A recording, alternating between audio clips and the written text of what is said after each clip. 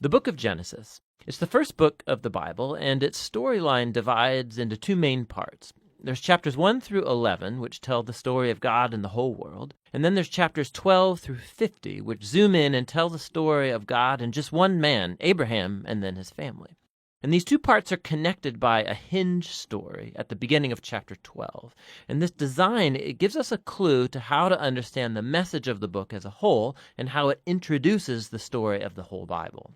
So the book begins with God taking the disorder and the darkness described in the second sentence of the Bible, and God brings out of it order and beauty and goodness. He makes a world where life can flourish. And God makes these creatures called humans, or Adam in Hebrew. He makes them in his image, which has to do with their role and purpose in God's world. So the humans are made to be reflections of God's character out into the world, and they're appointed as God's representatives to rule his world on his behalf, which in context means to harness all of its potential, to care for it, and make it a place where even more life can flourish.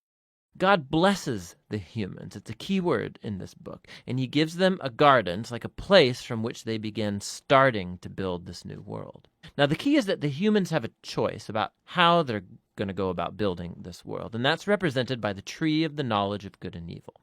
Up till now, God has provided and defined what is good and what is not good. But now God is giving the humans the dignity and the freedom of a choice. Are they going to trust God's definition of good and evil, or are they going to seize autonomy and define good and evil for themselves? And the stakes are really high.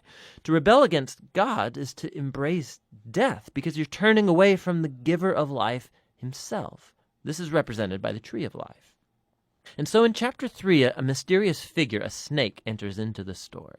The snake's given no introduction other than it's a creature that God made. And it becomes clear that it's a creature in rebellion against God, and it wants to lead the humans into rebellion and their death. The snake tells a different story about the tree and the choice. It says that seizing the knowledge of good and evil are not going to bring death, that it's actually the way to life and becoming like God themselves. Now, the irony of this is tragic because we know the humans, they're already like God. They were made to reflect God's image. But instead of trusting God, the humans seize autonomy.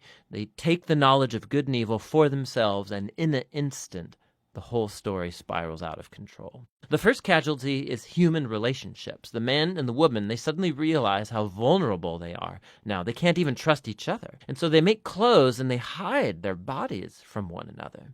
The second casualty is that intimacy between God and the humans is lost. So they go and run and hide from God, and then when God finds them, they start this game of blame shifting about who rebelled first. Now right here the story stops, and there's a series of short poems where God declares to the snake and then to the humans the tragic consequences of their actions. God first tells the snake that despite its apparent victory, it is destined for defeat, to eat dust.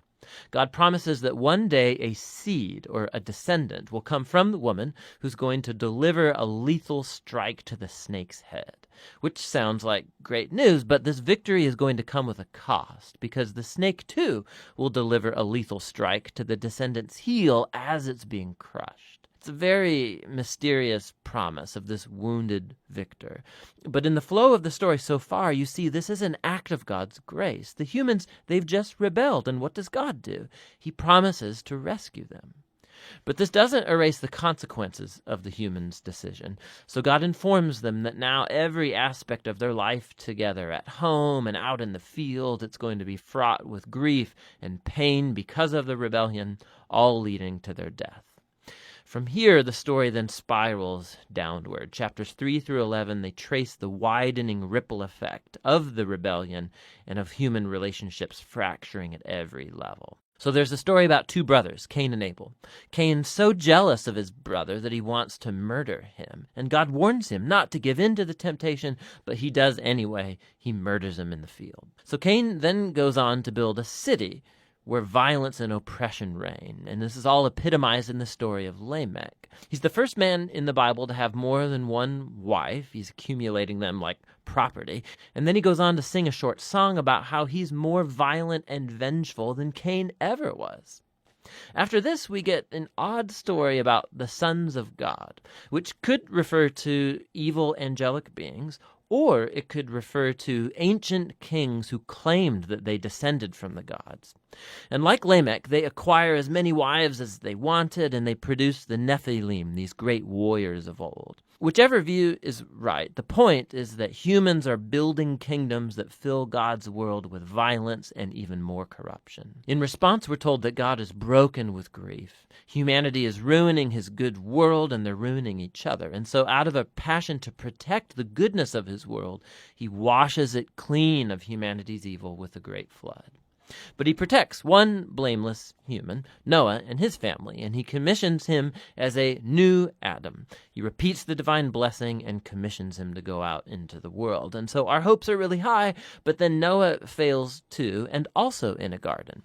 He goes and he plants a vineyard, and he gets drunk out of his mind. And then one of his sons, Ham, does something shameful to his father in the tent. And so here we have our new Adam, naked and ashamed, just like the first, and the downward spiral begins again. It all leads to the foundation of the city of Babylon. The people of ancient Mesopotamia, they come together around this new technology they have, the brick. And they can make cities and towers bigger and faster than anybody's ever done before. And they want to build a new kind of tower that will reach up to the gods, and they will make a great name for themselves. It's an image of human rebellion and arrogance. It's the garden rebellion now writ large. And so God humbles their pride and scatters them. Now, this is a diverse group of stories, but you can see they're all exploring the same basic point. God keeps giving humans the chance to do the right thing with his world, and humans keep ruining it. These stories are making a claim that we live in a good world that we have turned bad, that we've all chosen to define good and evil for ourselves, and so we all contribute to this world of broken relationships, leading to conflict and violence and ultimately death. But there's hope. God promised that one day a descendant would come, the wounded victor who will defeat evil at its source. And so despite humanity's evil, God is determined to bless and rescue his world. And so the big question, of course, is what is God going to do? And the next story, The Hinge, offers the answer. But for now, that's what Genesis 1 through 11 is all about.